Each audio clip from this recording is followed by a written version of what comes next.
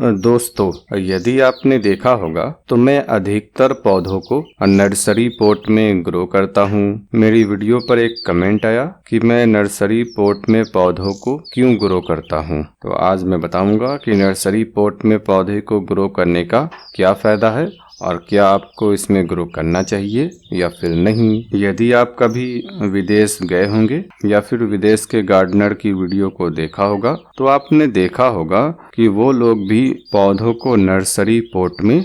Grow करते हैं। तो आखिर इसमें ग्रो किया ही क्यों जाता है? नर्सरी पॉट में पौधों को लगाने का सबसे पहला फायदा ये होता है कि नर्सरी पॉट के ऊपर का डायामीटर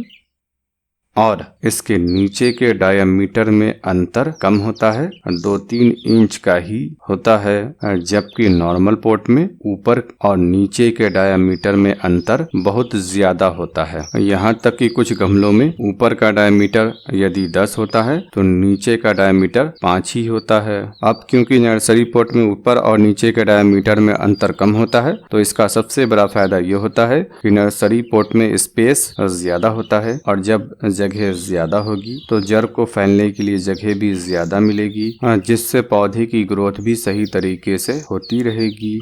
बॉटम के डायमीटर में अंतर कम होने का दूसरा सबसे बड़ा फायदा ये होता है कि नर्सरी पॉट स्टेबल होता है। जहाँ पर हम इसे रख देते हैं वहाँ पर ये रखा होता है। इंसान से ठोकर खाने के बाद गमला नहीं गिरता है और तेज हवाओं में भी गमला अपनी जगह पर पड़ा रहता है, जबकि जिस गमले में ऊपर और नीचे के डायमीटर में अंतर कम होता है तो ठोकर लगने पर गमला गिरकर टूट जाता है और जब तेज हवा चलती है तो गमले की गिरने का खतरा ज्यादा रहता है। हालांकि बहुत तेज हवा चलती है तो इंसान भी गिर जाता है, लेकिन फिर भी नर्सरी पॉट नॉर्मल पॉट के मुकाबले में ज्यादा स्टेबल है, अपनी जगह पर ये पड़ा रहता है। नर्सरी पॉट का दूसरा सबसे बड़ा फायदा है कि इसमें ड्रेनेज होल ज्यादा होता है, जिससे जरूरत से ज्यादा पानी आसानी से ड्रेन हो जाता है। लेकिन हाँ, क्योंकि इसमें ड्रेनेज होल ज्यादा होता है, साइज में बड़ा होता है, तो जब भी आप इसमें पौधों को लगाएं तो 1 से 1.5 इंच ईंट के टुकड़ों को या फिर मिट्टी के बने गमले के टुकड़ों को रख देना है। इसका फायदा ये होगा कि मिट्टी ड्रेनेज होल के रास्ते बाहर नहीं निकलेगी और दूसरा फायदा ये होगा कि जब हम पानी देंगे तो जो पानी जरूरत से ज्यादा होगा वो ड्रेनेज होल के रास्ते निकल भी जाएगा और उसकी नमी ईंट के टुकड़ों में चली जाएगी, जिसका इस्तेमाल बाद में पौधा कर सकता है। जब पौधे की जड़ ईंट के टुकड़ों के पास जाएगी तो उसे नमी मिलेगी, जिससे पौधों को गर्मी के दिनों में आराम मिलेगा।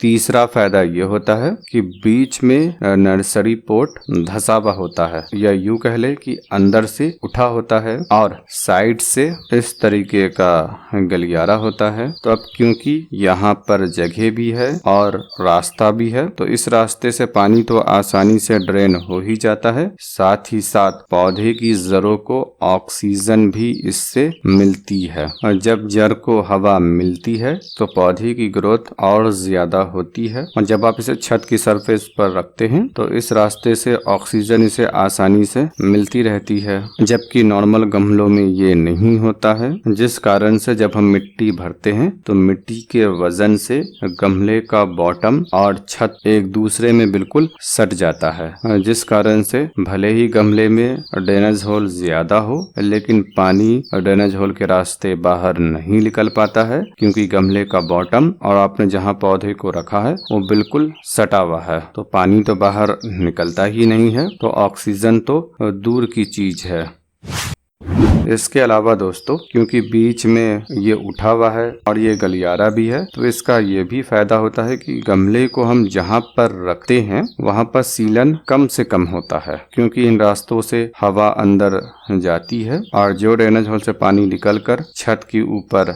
गिरा है उस फालतू पानी को सुखा देती है, जिससे छत के खराब होने का खतरा कम रहता है। इन कारणों से यदि आप प्लास्टिक के गमले का इस्तेमाल करते हैं तो बेहतर है कि आप नर्सरी पॉट का इस्तेमाल कीजिए या फिर ऐसे गमलों का इस्तेमाल कीजिए जिसकी बनावट नर्सरी पॉट जैसी हो। जैसे इस गमले को देख लीजिए, यह नर्सरी पॉट नहीं है लेकिन इसकी बनावट नर्सरी पॉट जैसी है। इसके बॉटम को आप देख सकते हैं। नर्सरी पॉट भी बहुत सारे क्वालिटी में आता है, जैसे इसकी क्वालिटी कुछ खास नहीं है और ये दूसरा अच्छी क्वालिटी का है। यदि आप नर्सरी पॉट को खरीदना चाहते हैं तो मैं लिंक डिस्क्रिप्शन में दे देता हूँ, आप वहां से खरीद सकते हैं। उम्मीद है आपको ये जानकारी पसंद आई होगी।